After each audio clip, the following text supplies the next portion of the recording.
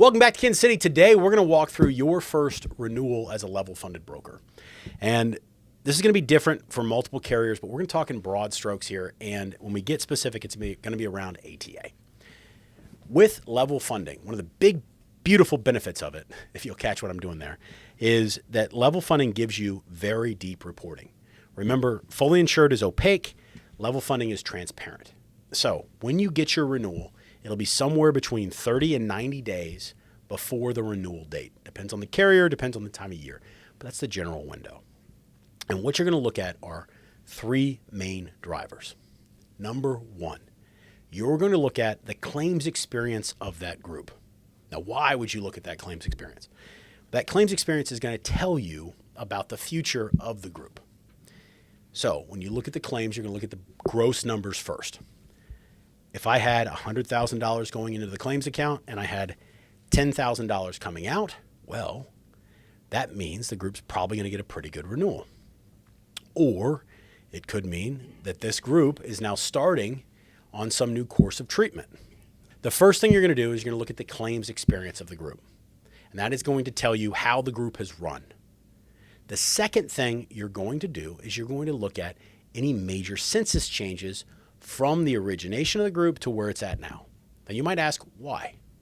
Well, if you have a group who has had a large influx of new people and they're all young, then you have a little bit more ammunition to talk to the TPA and the MGU and the carrier about a rate reduction or rate relief on the renewal.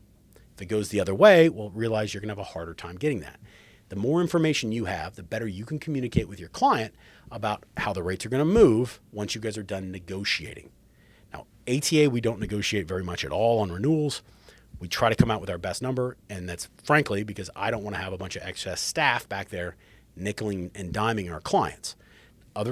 Not poking at people here, but some other players will offer a massive renewal, realizing they're going to negotiate with each and every client, and they're going to take as much money as possible from those clients.